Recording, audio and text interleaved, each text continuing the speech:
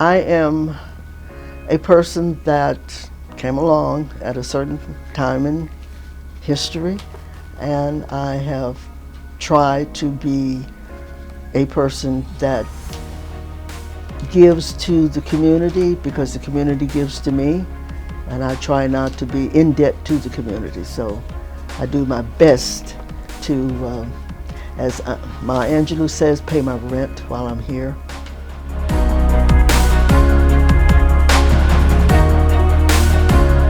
It started in elementary school. I had teachers who, a segregated school in Pocahontas, Virginia, with teachers who cared about us, and who encouraged us to do the best that we could do. They never required a standard of what best was, but it was the best that we could do. And maybe before that, my mother, we were very poor. My stepfather was a coal miner, and we had little, if any, money.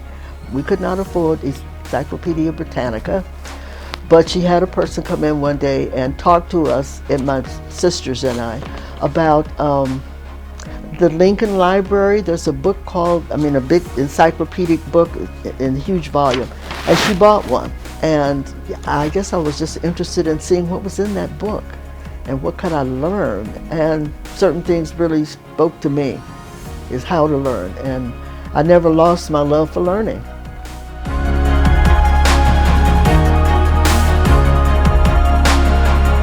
I guess I believe in trying to bloom wherever I'm planted, and trying to leave whatever I'm leaving in better condition than what I found it in, or at least no worse condition than I found it in. That's just how I work in life. I just want to make things better. And I get a great joy out of helping people, out of associating with people and talking to people and seeing what they're all about. That's where I guess the voter registration part that I've done so much of. I enjoy finding out what people's status is, and I enjoy trying to help them navigate the political system as best they can. And where do you start it? By voting.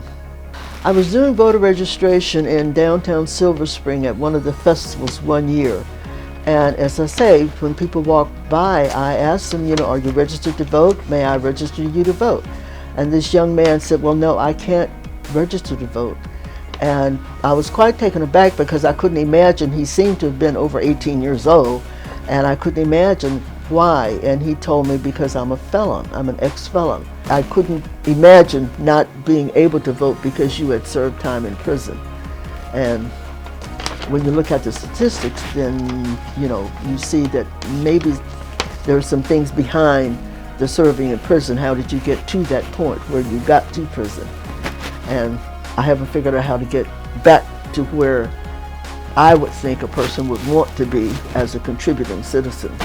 Primarily, I would like to participate in programs that provide an outreach to former felons and learn how to help them see a different path for themselves, and to point them to resources that may help them along the way.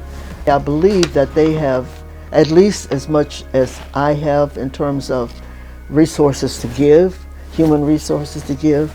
I just believe they have it, and it's just a matter of finding out how to plug myself into what that is so that I can get them to plug themselves into where they are and how they can make their lives more fulfilling for them.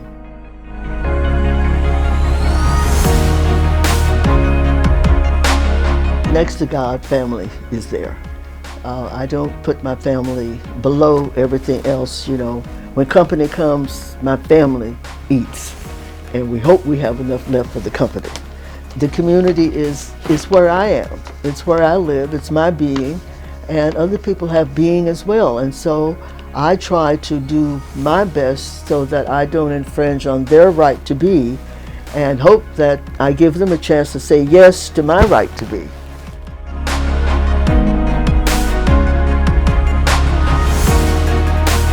Explore what's out there. Don't set yourself into a corner where you are unto yourself. reach out, be willing to take a risk. That people may reject you, they may not like you, they may discriminate against you, but always be willing to give people a chance to say yes to you, a chance to say yes to life. I'd like them to say that she is positive, that she's hopeful, that she's an encourager, that she wants to help them achieve their greatest potential, and that she hopes that they will look to the community to find themselves and to assert themselves and to make this world a better place.